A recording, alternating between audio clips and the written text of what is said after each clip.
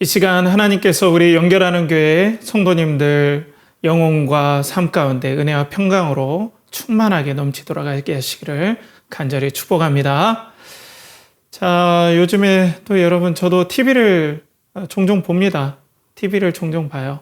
그런데 요즘 TV에서 유심하게 제가 관찰을 해보면 어떤 사람과의 관계 프로그램들이 많이 나오더라고요. 깨어진 관계에서 회복하는 절차. 그러니까 결혼했다가 여러 가지 사정으로 인해서 그 결혼의 관계가 끊어지고 다시 또 관계를 시작하려는, 또 아빠와의 관계를 회복하려는 그런, 또 뭐 다른 여러 가지, 지금까지 늦게 결혼해서 또 아이를 늦게 기르는 여러 가지 과정들을 보면서 저는 무슨 생각을 했냐면, 진짜 우리 인생이 만만치 않구나. 우리 인간관계 삶의 모든 문제들이 쉽지 않구나라는 그런 생각을 하게 되었어요. 여러분도 그렇죠. 만만치 않습니다. 여러 문제들이 만만치 않아요. 그렇기 때문에 요즘 많은 사람들은 전문가의 어떤 터치를 간절히 바라요.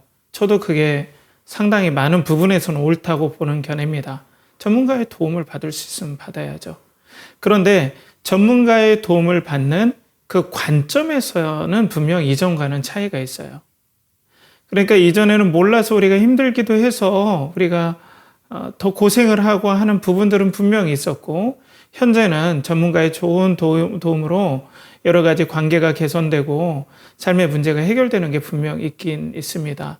그렇지만은 이전과 다른 분명한 요즘의 트렌드는 뭐냐면, 고난은 그냥 우리 삶 가운데 악으로 규정된다는 겁니다.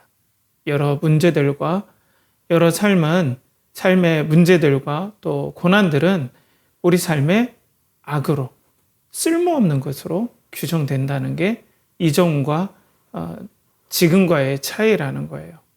여러분도 그렇지 않나요? 저도 그래요. 고난이 오면 정말 싫어요. 누가 좋은 사람이 있겠습니까? 고난이 오면 다 어렵고 힘들기 때문에 빨리 이 고난이라는 고통 그 자체를 제거하기를 원하죠. 그런데 여기에서 우리 삶 가운데 함정이 하나가 있습니다. 그게 뭐냐면, 그 고난 이면에 섭리하시는 하나님을 우리는 보지 못하는 경우가 많다는 경우예요. 이 시대가 그렇습니다. 이 시대가 그 하나님을 잊어버리도록 만들어요. 그냥 내가 감기 걸리면 우리 간절히 기도하지 않잖아요. 왜? 해결책이 바로 있어요. 그러니까 해결책이 바로 있기 때문에 이 고난이라는 것은 없애야 될 내 인생의 지우개로 지워버려야 할 것들이지, 이걸 가지고 하나님까지 찾는 데까지 우리의 생각이, 그리고 마음이 넓혀지지 않는 시대에 분명 살고 있다는 거예요. 그것을 팀켈러 목사님도 정확하게 이런 것들을 지적을 해요. 저기 보면은 고난은 고난일 뿐이다. 나쁘지도 선하지도 않다. 우리가 사는 우주에서 악이니 선이니 하는 구분은 의미가 없다. 도킨스는 목적이라는 것은 머릿속에만 들어있을 뿐이라고 주장한다. 이 팀켈러 목사님의 고통에 답하다라는 이 책에 이렇게 나와요. 현대 트렌드에 대해서 나오는 거예요. 고난에는 섭리나 의미는 없다. 그냥 그 자체다. 아픈 거 외에는 별 의미가 없다. 그러니까 도킨슨도 그렇죠. 고난의 뭐 목적이라든지 섭리 같은 거 찾지 말아라. 그냥 고난은 고통 그 자체인 것 뿐이다. 이런 느낌인 거예요. 그러니까 어때요? 빨리 고통을 없애야 한다는 거예요. 요즘은. 근데 크리스찬들이 요즘 그런 것에 많이 영향을 받죠. 그러니까 내 삶 가운데 인간 관계의 문제, 건강의 문제, 또 여러 가지 직장의 문제, 사업의 문제, 미래의 문제에 대해서 우리는 어떤 전문가의 도움을 받으면 끝이다라고 생각하는, 거기에만 머물러 있다는 거예요. 우리가 나눔을 통해서도 이건 많이 다뤄서 여러분들이 알 거예요. 그런데 그것이 아니라 그 이면에는 성경에서는 분명 하나님의 섭리하심이 있고 모든 고난과 사건에는 의미와 목적이 있다라는 것이 성경에서 말씀하는 바입니다. 그런데 우리가 사는 세상에서는 의미와 고난을 찾지 않고 그냥 고난은 고난일 뿐이다. 이렇게 얘기를 하고 있죠. 여기서 우리는 어떻게 이 고난에 대해서 성경적으로 반응해야 되고 또 성경적으로 우리는 생각을 해야겠습니까? 오늘 말씀에 보면은 계속해서 사도행전 강해를 진행 중인데요. 교회는 지금 환란에 처 있었습니다. 리더십들이 다 공회로 잡혀갔죠. 그 공회로 잡혀가면 옛날에 우리가 서대문 형무소 일제강점기 때 서대문 형무소에 가면 거의 죽는다 생각하잖아요. 고문받고 또 그래서 옥살이 하다가 억울한 2명 뒤집어 씌워가지고 일제가 그래서 죽이는, 그러니까 서대문 형무소 하면 죽음을 떠올리듯이 이 크리스찬들에게 당시 초대교회 특별히 12제자에게 공의회라고 생각하면, 그 사내들인 공의회라고 생각하면 예수님의 죽음이 생각나고 또 자기들의 죽음이 생각이 나는 거죠. 근데 기적적인 은혜로 가말리엘의 어떤 섭리적인 간섭을 통하여서 풀려나게 되죠. 그런데 사도들은 어때요? 불하지 않고 계속해서 예수 그리스도의 부활을 증언하죠. 예수 그리스도께서 부활하셨다. 예수 그리스도께서 부활하셨다. 예수 그리스도께서 부활하셨다. 그분이 살아계신다. 그분이 지금 그 약속하신 메시아다. 기름 부음 받은 자다. 막 감격하면서 부활을 외쳤죠. 그러니까 외부의 문제를 막 극복해 나가는 거예요. 그런데 오늘 본문에 보면 복병이 나타납니다. 이제 내부의 문제예요. 뭐라고요? 내부의 문제. 내부의 문제가 교회를 덮치기 시작합니다. 자, 오늘 본문 1절에 보면 그때의 제자가 더 많아졌는데 헬라파 유대인들이 자기의 과부들이 매일의 구제에 빠짐으로 히브리파 사람을 원망하니. 그러니까 여러분들이 이제 갑자기 헬라파, 히브리파 유대인들, 크리스찬 유대인들인데 무슨 파로 나눠졌냐면 헬라파와 그리고 히브리파로 나눠졌다. 이렇게 얘기를 하고 있죠. 간단히 그 배경을 설명하자면요. 헬라파 유대인들은 BC 586년에 바벨론이 이스라엘을, 남유다를 멸망시키고 난 다음에 많은 사람들을 포로로 끌고 갔죠. 그래 바벨론으로 끌고 가고 또 지금의 이라크 지역 그리고 또 지금의 이란 지역으로 분산 배치시켰죠. 그래서 거기서 70년간 정착을 하게 한 다음에 하나님의 예언대로 예레미야에게 약속하신 그 예언대로 70년 만에 다시 이스라엘 백성들이 남유다로 이스라엘로 다시 회복되는, 포로로 귀환되는 역사적인 일들이 있죠. 근데 거기에서 다 귀환한 것이 아니라 많은 사람들은 70년 동안 거기에서 거의 3세대, 3세대, 4세대 정도 25년을 한 세대로 잡는다면 한 3개 정도, 3세대 정도? 이 정도 할아버지, 아버지, 그리고 현재 있는 사람 이 살고 오면 거기 완전 터전을 잡는 거잖아요. 그렇기 때문에 오기 쉽지 않기 때문에 거기에 남아있는 사람들도 많았어요. 그리고 이런 사람들이 그곳에 분포했을 뿐 아니라 또 지중해 근간에 무역을 하면서 살았던 많은 사람들이 있었죠. 유대인들이. 이 사람들은 헬라어를 썼어요. 헬라어. 그러니까 우리로 말하면 재미교포가 한국말이 능숙한 것보다는 무슨 말에 능숙합니까? 이 영어에 능숙하죠. 영어가 모국어듯이 이분들은 헬라어가 더 편한 분들이었어요. 그런데 어떤 이유로 말미암아 난 그래도 우리 믿음의 본향 이 예루살렘에서 나의 생을 마쳐야 되겠다. 아니면 다시 이방에서 외국에서 사는 삶을 정리하고 나는 이제 신앙의 본류인 예루살렘에서 거주해야겠다 하고 또 일부의 많은 사람들이 예루살렘에 거주한 사람들이 있었던 것 같아요. 이 사람을 헬라파라고 해요. 헬라파. 그러니까 이 사람들은 기존의 예루살렘에 살던 사람들보다 상당히 헬라 문화에 익숙했고 또 아리스토텔레스, 플라톤에 대해서 이성적인 사고에 대해서 또 외국에서 생활했기 때문에 상당히 합리적일 뿐 아니라 외국 문물에 대해서 거부감이 없고 또 이방인에 대해서 거부감이 훨씬 없는 사람들이에요. 그러니까 개방적인 사람이고 개혁적인 그런 부류라는 거예요. 이런 사람들이 보니까 초대교회 복음 전파 때 엄청 많이 이분들이 믿었던 것 같아요. 어떤 사람들이요? 헬라파 사람들이. 우리로 말하면 재미교포. 예루살렘에 있는, 서울에 있는 재미교포들이. 이들은 원래는 터전은 예루살렘이 아니에요. 외국이었어요. 지금도 외국에 친척도 있고 친구가 있을 수도 있어요. 근데 이런 개방적인 사람들이 많이 교회에 들어왔다는 거예요. 그리고 히브리파 유대인들이 있었어요. 이분들은 원래 예루살렘과 유대에 거주하시는 분들이었어요. 이분들은 특징이 뭐겠습니까? 더 율법적이고 바리새적인 경향들이 있어요. 이전에 바리새파에게 많은 영향을 받았고 때문에 율법의 여러 조항들에 대해서 더 예민하고 성전에 더 예민하고 이게 상당히 보수적이죠.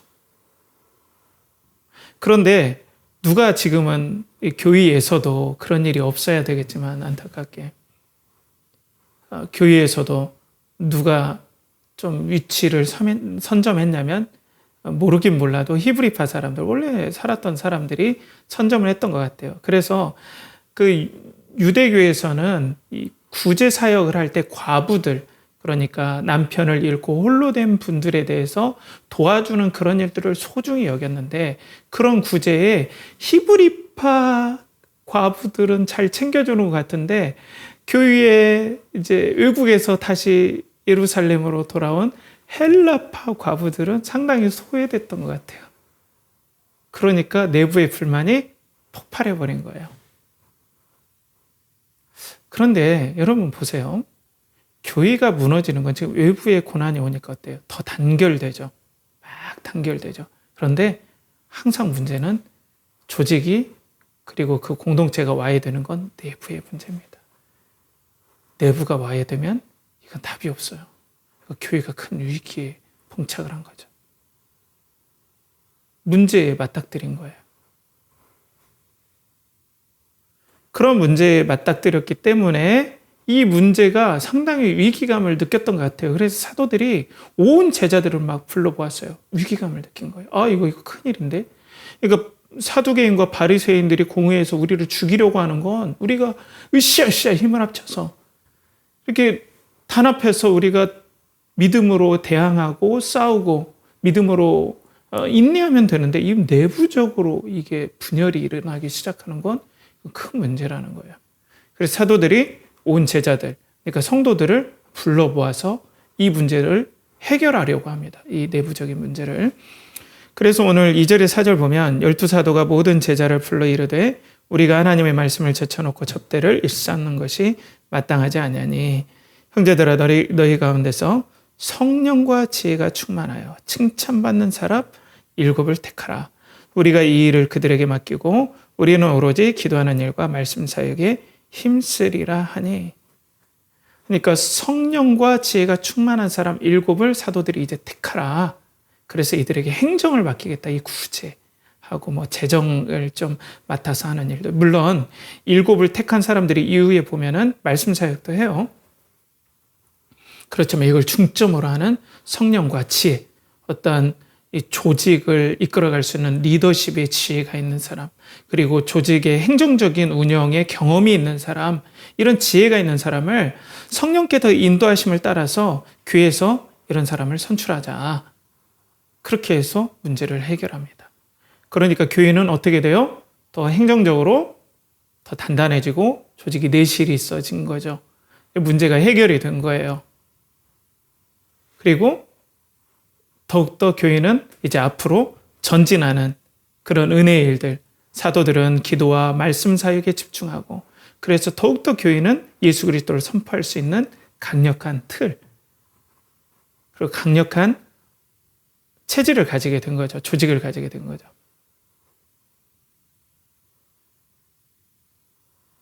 그러니까 이 문제가 어떻게 되었습니까? 하나님의 섭리로 말미암아 교회에게는 전화위복이 됐다는 거죠. 그렇기 때문에 이 말씀을 읽는 데오빌로라든지 이 말씀이 데오빌로라는 사람에게 보내진 거죠. 그렇기 때문에 내 인생의 모든 문제, 외부의 문제, 그리고 나의 내부의 여러 가지 문제들, 나의 연약함들, 또 나의 삶의 어려움들 다 하나님이 섭리해 주시는구나. 그러니까 용기를 내야 되겠다. 믿음으로 더욱더 하나님 바라봐야 되겠다. 좌절하지 말고 하나님께서 계속해서 이런 문제들을 섭리해 주시기 때문에 교인은 용기를 내야 하고 믿음을 내서 가는 거구나 라고 이렇게 분명 반응했을 거란 말이에요.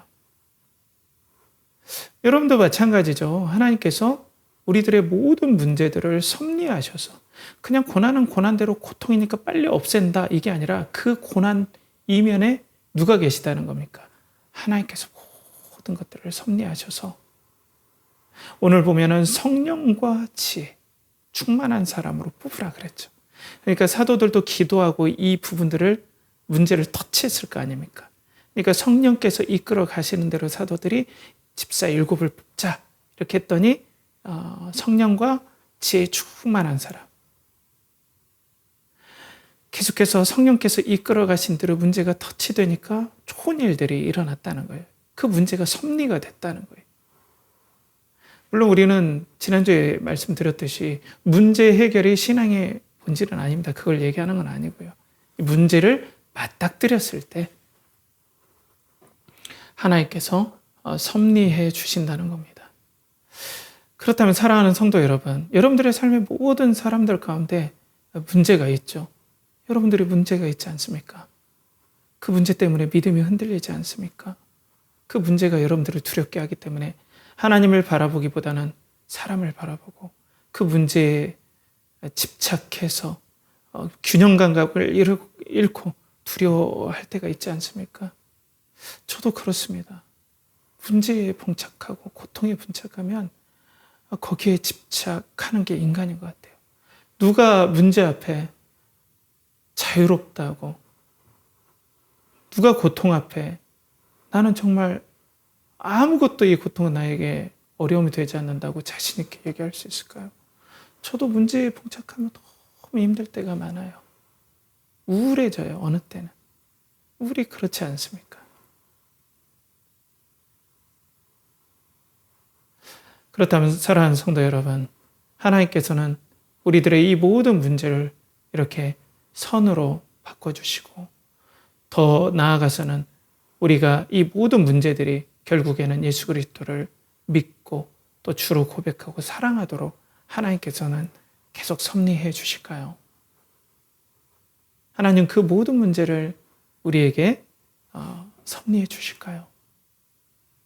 문제밖에 보이지 않는데 과연 그런 일들이 계속해서 일어날까요? 먼저 이 내부의 이 갈등에 대해서 제가 말씀을 드렸어요. 그 문제는 외부의 문제보다도 내부의 갈등이 사실상은 무섭다는 거죠. 이게 치명적이라는 거예요. 우리도 그렇지 않습니까? 이 내부의 문제가 우리 가정의 문제도 너무나 고통스럽지만은 우리 마음의 문제가 더 어렵지 않습니까? 무릇 지킬 만한 것보다 더욱 내 마음을 지키라. 생명의 근원이 이에서 남이니라. 이 마음이 어떠냐에 따라서 아무리 외부의 어려움이었더라도 내 마음이 꿈쩍하지 않으면 견딜 수 있어요. 근데 우리 삶의 문제가 외부의 문제는 내 마음이 견뎌내면, 내 마음이 행복하고 있으면, 내 마음이 즐거우면 외부의 문제도 즐길 수 있거든요. 어떤 문제가 있을 때 즐겨라고 하는데 그 쉽지 않은 일이잖아요. 근데 내 마음이 진짜 좋아요. 행복해요. 너무 용기 100배예요. 그러면은 외부의 문제가 그게 문제가 되겠습니까? 그런데 문제는 내 마음이 어렵다는 거예요. 두렵다는 거예요. 내부의 문제. 외부로 촉발된 내 마음의 문제. 내 마음의 기질. 나의 연약함. 이런 것들이 나를 심히 흔들잖아요. 이거에 직면해 보세요.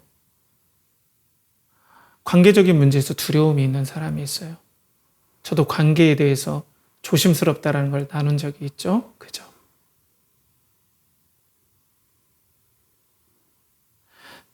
내 자신을 못 믿는 사람도 있어요. 나의 약점 때문에 그래요. 그렇기 때문에 너무 불안해요. 그런 일들이 나에게 일어날까봐 너무 무섭다는 거예요. 사실상 그것도 일리가 있어 보여요. 왜냐하면 내 자신이 그런 두려움이 있기 때문에 어떤 상황을 만나면, 어떤 사람을 만나면 똑같이 나는 반응할 거 아니에요. 그렇죠? A라는 상황을 만나면, B라는 사람을 만나면 너무 내 자신이 그러기 때문에 너무 두려울 거 아니에요.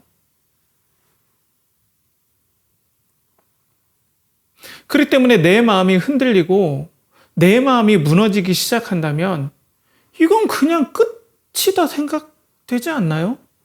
내가 두려움이 많아서 모든 게 두려운데 이게 섭리로 변할 거라는 것이 쉽게 믿어지지 않아요. 아름다운 전망, 아무리 긍정적으로 생각해도 내 기질 자체가 그런데 긍정적으로 생각하라, 긍정적으로 생각하라 해도 너무나 부정적인 것이 압도적으로 에너지를 막 화산처럼 내 안에 간직하고 있는 게 내가 느껴지는데 어떻게 그걸 긍정적으로 생각합니까? 그렇다면 이 나의 현재 이 나의 연약함, 나의 두려움, 기질적인 두려움, 관계적인 어려움 이런 것들이 선으로 바뀐다기보다는 빨리 이 문제가 해결되길 원하죠. 이면에 하나님을 바라보기보다는 이 고통에서 벗어나고 싶은 거예요. 그렇기 때문에 즉각적인 항생제와 같은, 진통제와 같은 처방을 우리는 바랄 수밖에 없어요. 어떻게 보면 또 저 이해하고 당연합니다. 저도 그랬어요. 그 고통, 두려움, 걱정 말로 할 수 없죠.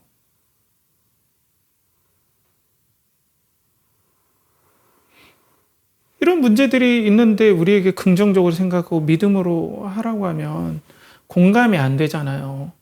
당신은 믿음이 좋아서 그러겠지만 나 정말 힘들어요. 이렇게 될 거 아닙니까? 그렇기 때문에 우리는 이 문제를 가지고 어떤 요즘에 했던 것처럼 빠른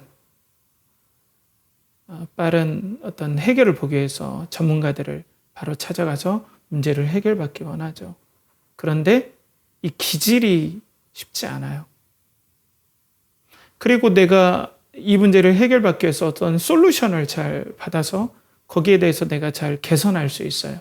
그런데 그건 어떤 문제를 완전히 해결하기보다는 마치 식혜가 그 쌀 알갱이가 막 흔들면은 막 이렇게 떠오르지만 가만히 놔두면 싹 가라앉고 분리되잖아요.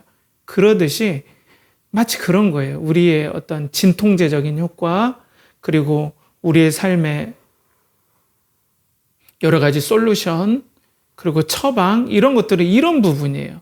근데 막 흔들면 어때요? 또 그 나를 요동하게 만드는 일들이 있으면 이 쌀 보풀이 막 일어나서 요동하듯이 또 거기에 직면하게 돼요.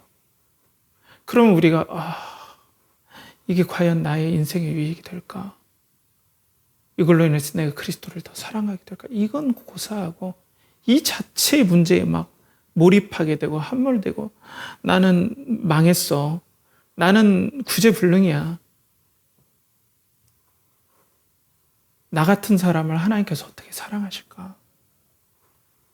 나 같은 사람들이 나의 진면목을 안다면 사람들이 어떻게 나를 호의 있게 대할까? 때문에 나에 대해서도 막 자신감이 떨어져요. 하나님에 대해서도 자신감이 떨어지니까 너무 외로워요. 그러니까 막 다른 어떤 탈출구를 찾아요. 그러니까 그 막 인터넷 유튜브 쇼츠 보면서 막 잊어버리려고 하고 요즘 그렇게 하죠. 도파민 처방을 하는 거예요. 도파민으로.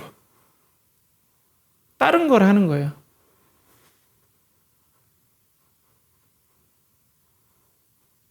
자, 그래서 우리는 그렇지만 용기를 내서 하나님께 나아가 보자. 그래서 우리는 기도하죠. 열심히 기도하면 하나님께서 응답해 주십니다. 응답해 주세요. 응답해 주시죠. 그런데 문제는 이 응답 받은 것이 또 다른 문제를 야기하는 경우가 있다는 거예요. 항상 그렇다는 거 아니죠. 오늘 말씀해 보면 하나님께서 우리가 이런 교회의 어려움들을 이렇게 직면했다가 기도하니까 거기서 하나님께서 섭리하셔서 좋은 방안을 도출해 주셨단 말이에요.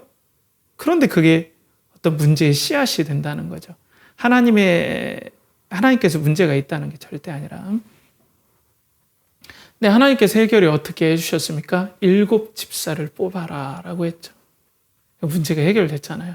내부의 문제가 해결됐는데 이 7 집사가 여러분 전부 다 이름들이 쭉 나오잖아요. 스데반, 또 빌립, 나중에 니골라. 여러분 이분들의 이름들이 다 헬라 이름이에요. 그러니까 이분들을 교회에서 이 성령과 지혜가 충만한 분들을 뽑았어요. 뽑아봤더니 기도하고 뽑았을 거 아니에요. 응답을 받았잖아요. 다 뽑아봤더니 누구예요? 다 헬라파 유대인들이에요. 히브리파 유대인들이 없는 거예요. 어라? 자, 교회가 사도들이 말씀으로 이끌어가요. 근데 이 풀뿌리, 그러니까 밑에 사도들을 도와주면서 이 사도들과 성도들을 중간 매개하는 이 서브 지도자들, 서브 리더십들이 다 헬라파로 구성이 됐다는 건 교회가 어떻다라는 거예요? 개혁적으로 변한다는 거예요. 기존의 히브리파, 조금 죄송해요. 이건 제가 그냥 상상해서 하는 얘기는 아니고 교회사에서 근거해서 여러분들에게 말씀을 드립니다. 마르틴 행헬이라는 독일 신학자가 이런 헬파 유대인들을 연구한 걸 제가 토대로 여러분들에게 또 말씀을 드리는 거예요. 그러니까 헬라파 유대인들이 딱 나타나는데 이분들은 개혁적이에요. 성전과 율법에 대해서 히브리파 유대인들보다는 훨씬 개방적인 생각을 가지고 있다는 거예요. 그럼 부딪힙니까? 안 부딪힙니까? 부딪히게 돼 있어요. 누가 더 부딪힐까요? 내부적으로도 분명 갈등이 더 있을 수 있고 외부적으로는 어때요? 아니, 그렇지 않아도 지금 예수 그리스도의 부활과 그리고 예수 그리스도의 주되심에 대해서 선포하면 너네 죽어 그랬는데 그 사도들은 다 히브리파 유대인이잖아요. 어떻게 보면 갈릴리 출신이기도 하고 또 유대 지방에서 있는 분들인데 지금 7 집사님들은 다 헬라파 유대인들로 구성이 돼버린 거예요. 그러면 또다시 사두개인과 바리새인 그리고 공예회를 이전과 다르게 이제 교회 조직 자체가 계속해서 그들을 자극할 어떤 시작이 주어진 거예요.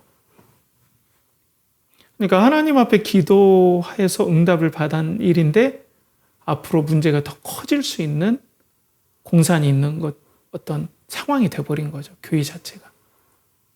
그러면 이렇게 되면 교회가 잘못하면 완전히 무너질 수 있는 엄청난 위기를 맞이하는 거 아닙니까? 그러니까 하나님의 섭리하심은 우리를 오늘 보면은 교회를 더욱더 그리스도를 사랑하고 그리스도를 고백하고 또 우리가 더욱더 신앙이 좋게 만들어지고 그래서 하나님 나라를 더욱더 사랑하는 쪽으로 우리의 삶을 안정감 있게 섭리해 주실 것 같은데 하나님의 초창기 응답을 보면은 지금 7 집사님의 응답을 보면 이거 어려움이 올 수 있죠. 이거 문제가 커진 거예요, 더.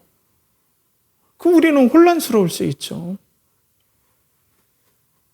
우리의 삶에도 하나님 앞에 기도해요. 어려움을 놓고 기도해요. 간절히 기도해요.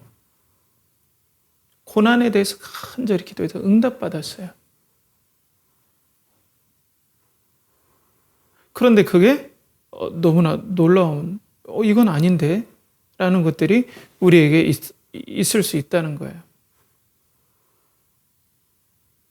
좋은 의도를 가지고 하나님 영광을 위해서 하나님 이 어려움들, 이 관계의 어려움 때문에 너무 힘듭니다. 하나님의 영광을 위해서 저를 인도해 주세요. 했는데 응답을 받았는데 그 응답이 내가 생각했던 것과는 기대와 다른 더 어려움을 초래하는 쪽으로 더 간다는 거예요. 문제 위에 더 문제가 될 수도 있다는 거예요. 물론 하나님은 궁극적으로 선을 행하시겠지만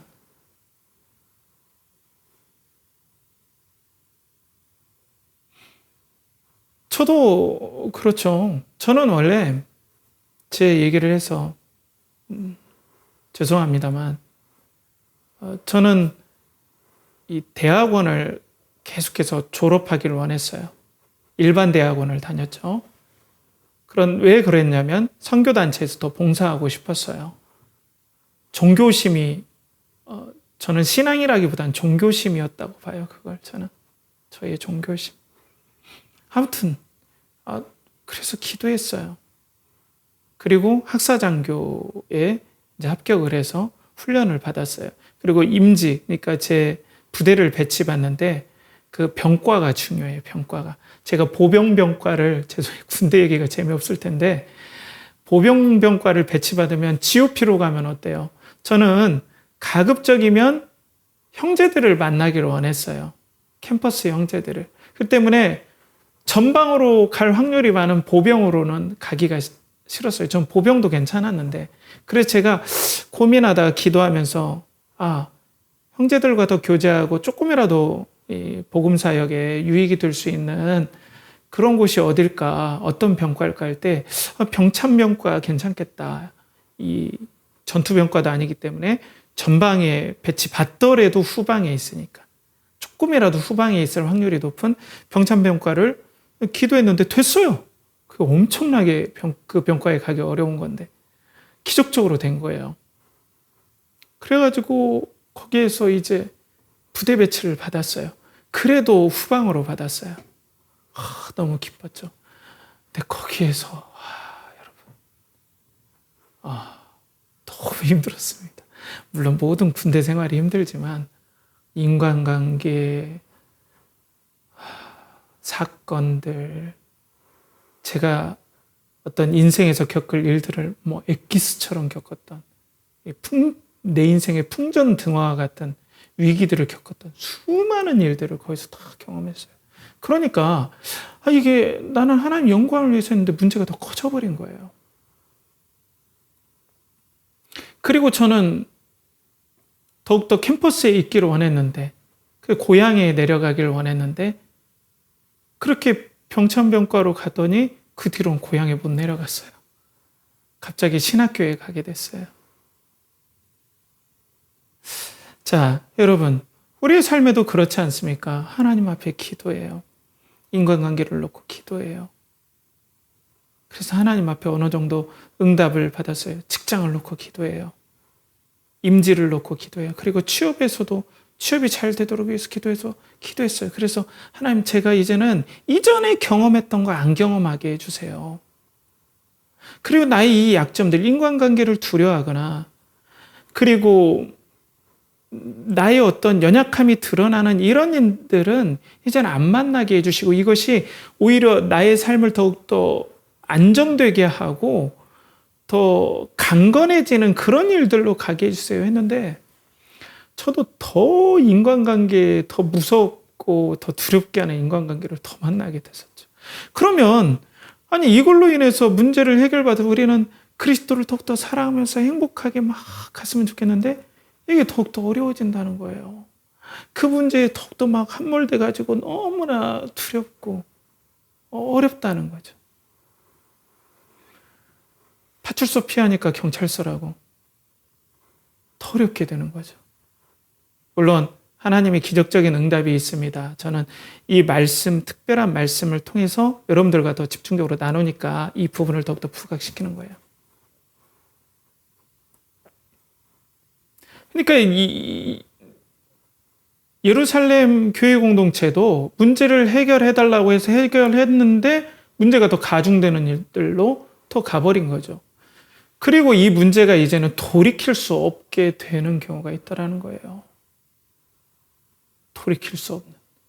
내가 가장 싫어했던 것. 이것만은 안 됩니다. 하나님 이것만은 안 됩니다. 섭리해 주세요. 내가 원하는 건 이것들이 어렵지만은 좀 해피엔딩으로 끝나기로 원해요. 근데 이게 돌이킬 수 없는 쪽으로 더 간다는 거예요. 오늘 7절 말씀에 보면 하나님의 말씀이 점점 왕성하여 예루살렘에 있는 제자의 수가 더 심이 많아지고 허다한 제사장의 무리도 이 도에 복종하니라. 하나님 말씀이 점점 왕성해지죠. 그리고 예수 그리스도를 믿는 제자의 무리가 아까 공의회에서 어려움을 당하고 온 다음에 사도들이, 리더십들이 많아졌어요. 헬라파 유대인들이 더 많아진 거죠. 많은 사람들이 들어왔어요. 그리고 교회 자체가 이제는 헬라파 유대인들 집사님들이 이 섬김의 사역들을 감당하는 그 일들을 할 때 어때요? 이 교회의 어떤 컬러 자체가 개혁적이고 개방적인 컬러로 점점 바뀌고 있는 거예요. 그런데 이런 흐름에 맞게 거기에 동조하고 거기에 믿음을 고백하는 사람들이 더 심히 많아져 버린 거예요. 그러니까 교회 자체가 어때요? 팀 컬러가 굳혀진 거예요. 공동체의 컬러가. 쉽게 얘기해서 이제는 강을 건너버린 거예요. 돌아오지 못할 강. 왜냐하면은 여러분 이게 좀 그 당시로서는 중요한 사건이에요. 이 사건이. 물론 성경은 지금 계속해서 제자들이 많아지는구나 하지만 전체적인 맥락에 봐서는 당연히 좋은 일이죠. 좋은 응답이죠. 그렇지만 또 전체적인 맥락에서 보면 이건 위기의 증가예요. 공동체의 고난이 더 올 수 있는 것들을 증가시킨 거예요. 그도 그럴 것이 교회는 이걸 바랬어요. 우리야 당연히 우리가 유대인이 아니지만 예수 그리스도를 믿을 수 있고 성령이 임하잖아요. 그런데 여기까지 보면 이 말씀의 이 단락까지 보면 당시에 유대인 크리스찬들, 당시 초대교회의 성도님들은 어떤 생각을 했냐면 성령님은 유대인에게만 임한다 생각했어요. 어떻게 해요? 성령님은 유대인에게만 임한다. 그러니까 여기에서 유대인 공동체에서 뭔가 승부가 일어나야 되고 그리고 더욱더 히브리파 유대인들이 많이 들어와야 되는데 거꾸로 지금 팀 컬러가 헬라파 유대인으로 바뀌어가지고 계속 늘어나니까 어때요? 지금 히브리적인 색깔로 되어야 되는데 교회가 하나님 앞에 기도했더니 점차 헬라파 색깔로 막 되어지니까 교회 위험이 증가해요. 심지어는 어떤 일이 일어나냐면 사두개인을 더 자극하는 일들이 일어나요. 허다한 제사장의 무리가 교회로 들어와 버려요. 그렇지 않아도 개혁적이고 개방적이고 성전과 율법에 대해서 상당히 개방적인 생각을 가지고 있어요. 이렇게 꼭 성전 아니어도 회당에서 예배드려도 뭐 이 정도의 상당히 개방적인 생각을 가질 수도 있어요. 이런 사람들이 늘어났는데 또 제사장 그룹들이 더 교회로 들어와 버린 거예요. 그러면 사두개인들이 위협을 받겠습니까? 안 받겠습니까? 받겠죠. 잠깐 첨언하자면 제사장들은 지금 사두개인 그룹으로 있는 대제사장의 그룹, 핵심 기득층 그룹들이 있어요. 예루살렘에 있는. 이 사람들이 지금 성경에 문제를 일으키는 거예요. 그리고 시골에 있는 제사장들이 있어요. 이분들은 자기 순번이 되면 예루살렘으로 와서 제사장의 직분을 하다가 자기 순번이 끝나면 시골로 다시 내려가요. 그러니까 아웃사이더인 거예요. 이런 분들이 아마 예수 그리스도를 많이 믿었을 걸로 추측하고 있어요. 그러면 어때요? 성전 제도 자체가 막 흔들리는 거죠. 그러니까 교회가 더욱더 개방적이면서도 계속해서 더 공의를 자극할 수 있는 그런 조직의 형태로 탈바꿈해버린 거예요. 이제는 강을 건너버린 거예요. 교회가 엄청난 고난이 예고될 수밖에 없다는 거죠. 우리도 그래요. 하나님 앞에 기도해요. 그 응답받았어요. 근데 그 응답받은 게 더 커져요. 그런데 그 응답받은 것으로 인해서 돌이킬 수 없는 것들을 건너는 경우가 많아요. 그러니까 나는 하나님이 연약함을 정말 극복하기를 원합니다 해서 하나님 그걸 위해서 저는 저기 가고 싶어요. 아니면 저 사람 만나고 싶어요. 아니면 저는 저 직장에 가고 싶어요. 이렇게 해서 우리가 열심히 기도해요. 그래서 내가 내 이 연약함이 드러나지 않기를 원하는데 그게 만천하에 공개되는 일이라면 여러분들 이건 악몽이죠, 악몽. 그런 일들이 지금 벌어졌다는 거예요. 제가 말씀드립니다. 이건 꼭 그렇게 일어난다는 패턴을 얘기하는 게 아니에요. 이 말씀에 비춰서 얘기하는 거지. 꼭 여러분들에게 이렇게 막 한다 이건 아니에요. 그렇지만 그런 일들이 일어난다는 거예요. 제 얘기를 말씀드려서 너무 죄송한데요. 저는 이제 목회 부르심을 받고 저희 어머니에게 조심스럽게 말씀드렸어요. 어머니, 정말 어머니께서 저에게 여러 기대를 하시고 또 직장에 취업하길 원하신다는 걸 알고 있지만 저 신학교에 가야 될 것 같습니다. 하나님께서 저에게 소명을 주셨습니다. 했더니 저희 어머니께서 말씀을 못 하시더라고요. 가만히 한 10초 정도의 침묵을 가만히 지키시더라고요.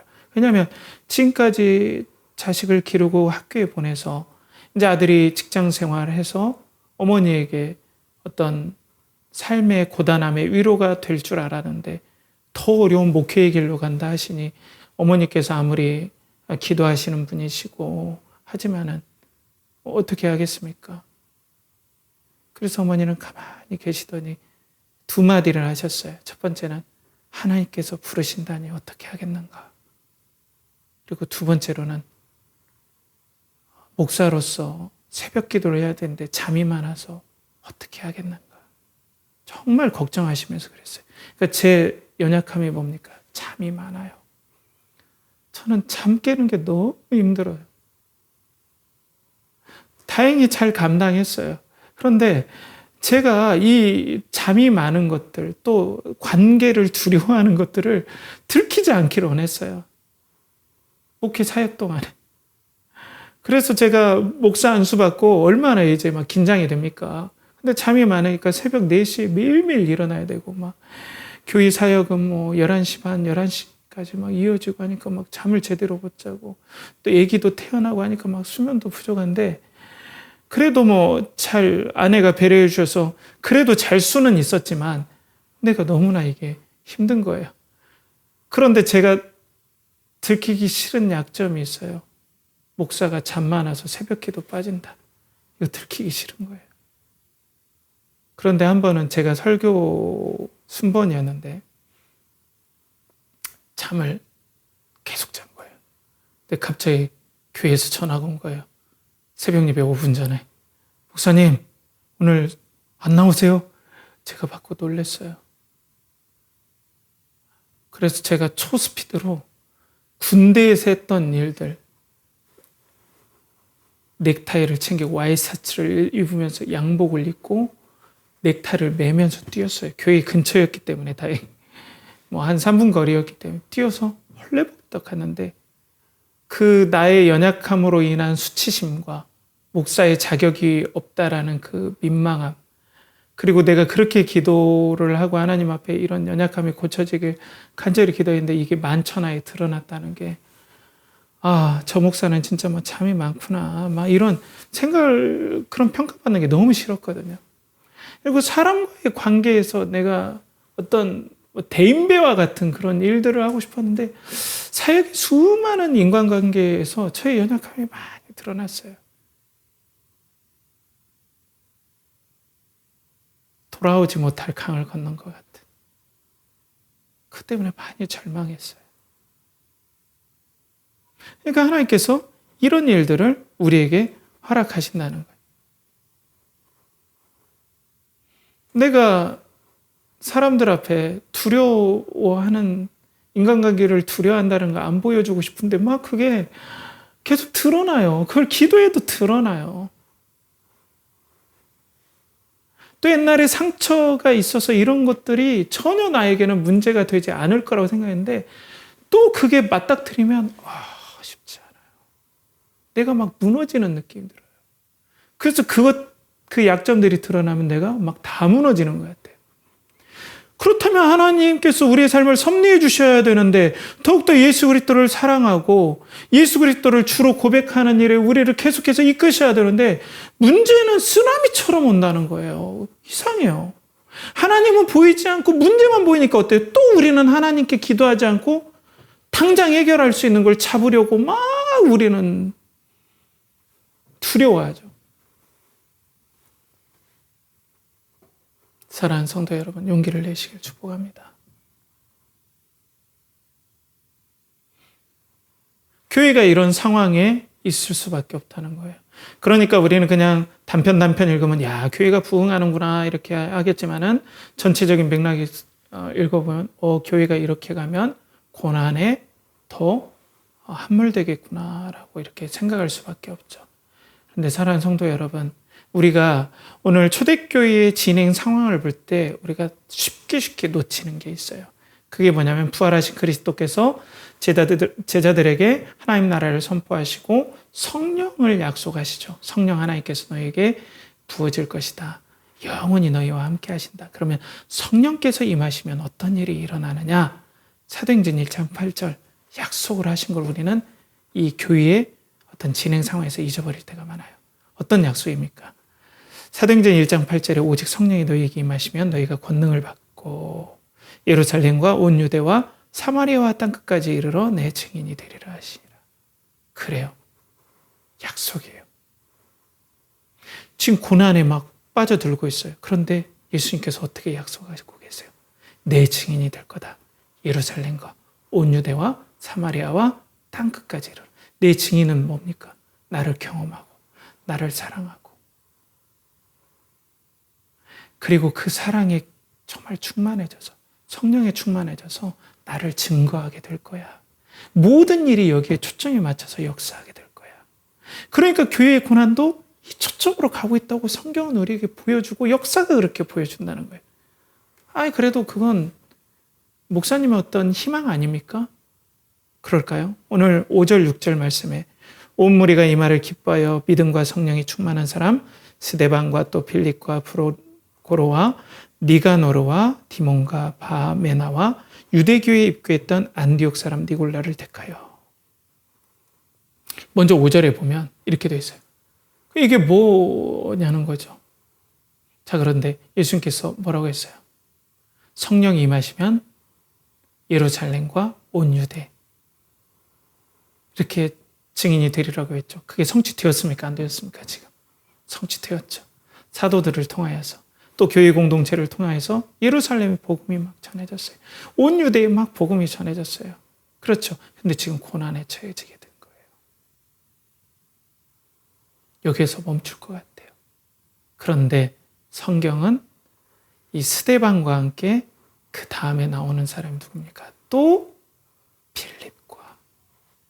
빌립 사도가 어떤 분입니까? 사마리아의 복음을 전하신 분입니다.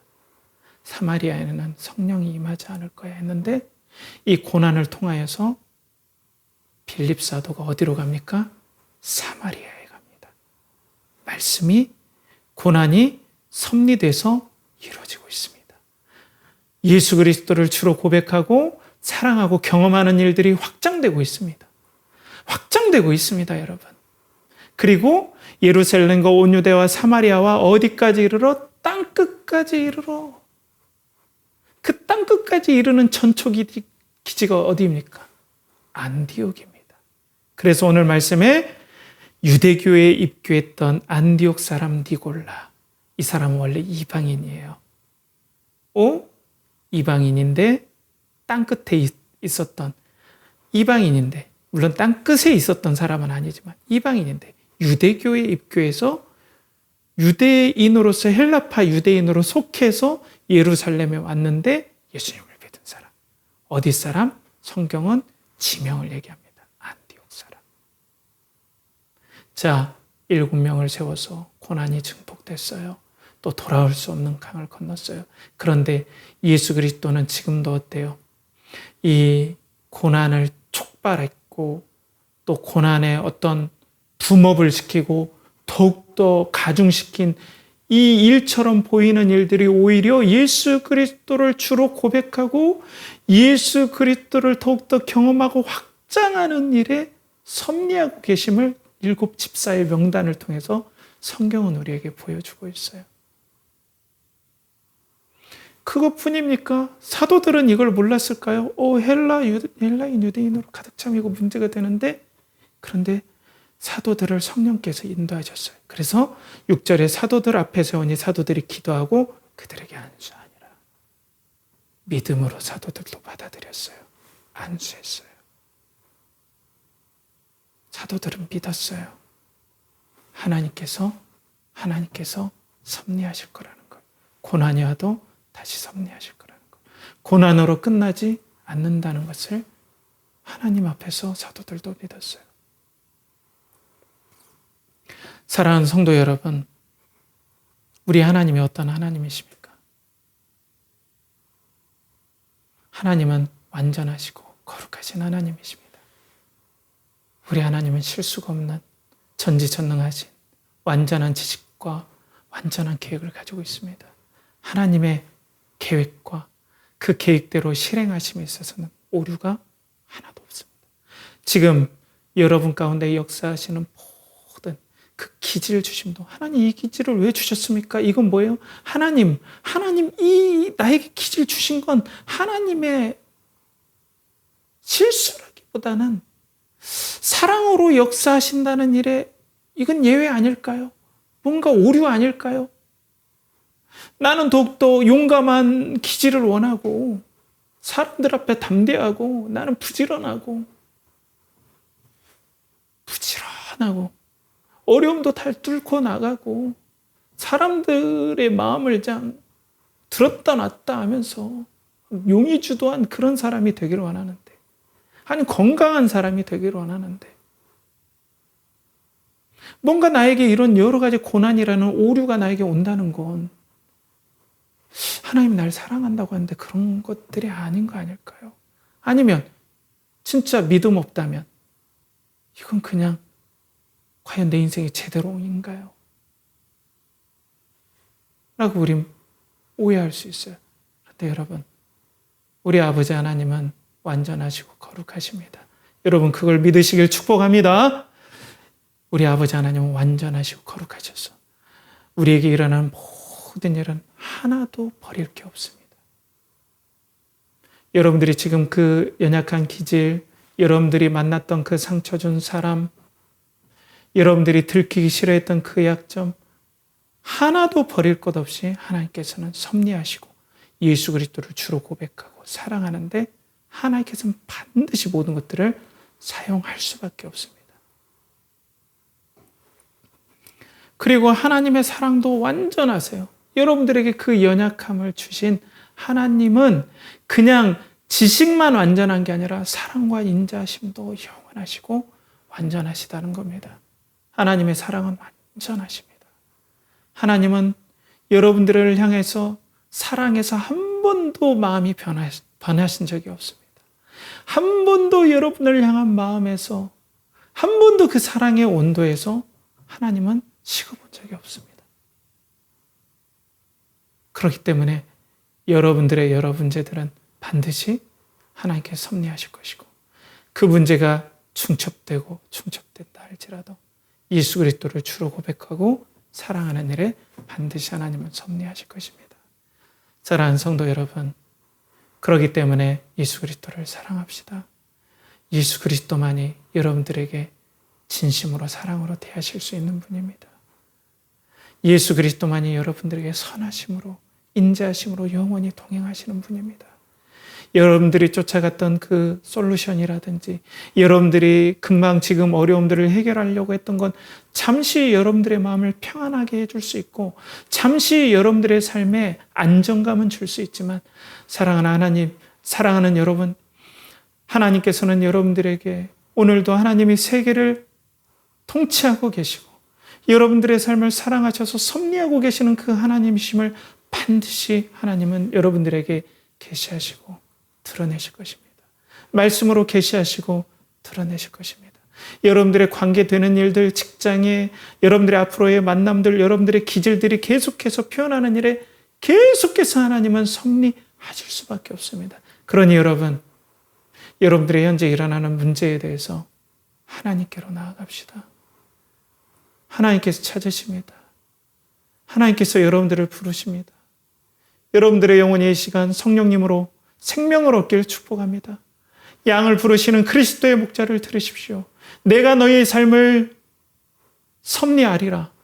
내가 영원한 사랑으로 너를 이끌어 가리라. 나의 참된 영원한 목자, 너의 참된 영원한 목자는 나밖에 없다. 그러니 나에게로 오라. 나를 주로 고백하고 나를 예수 그리스도 부활하시고 이 땅을 통치하는 그 예수 그리스도로 나를 믿어라 라고 오늘 예수님께서 여러분들을 부르고 계십니다. 그 예수 그리스도의 손을 붙잡고 상황에 압도되거나 기질에 압도되거나 관계에 압도되지 않고 그 예수 그리스도가 섭리하심을 믿고 여러분들이 믿음을 고백하는 은혜의 역사가 일어나길 간절히 축복합니다. 기도하겠습니다. 하나님 아버지, 오늘도 은혜를 베풀어 주시옵소서. 우리 삶에 여러 가지 문제투성일 때가 너무나 많습니다. 좌절하지 않게 하시고 문제가 커갈 때 낙심하지 않게 하시고 예수 그리스도를 붙잡고 예수 그리스도께서 이 땅을 다스리시고 반드시 하나님께서는 사랑으로 예수 그리스도를 주로 고백하고 또 경험하는 일에 우리의 삶을 이끌어 가심을 믿고 오늘도 용기를 내는 우리 연결하는 교회의 성도들 되게 하여 주시옵소서.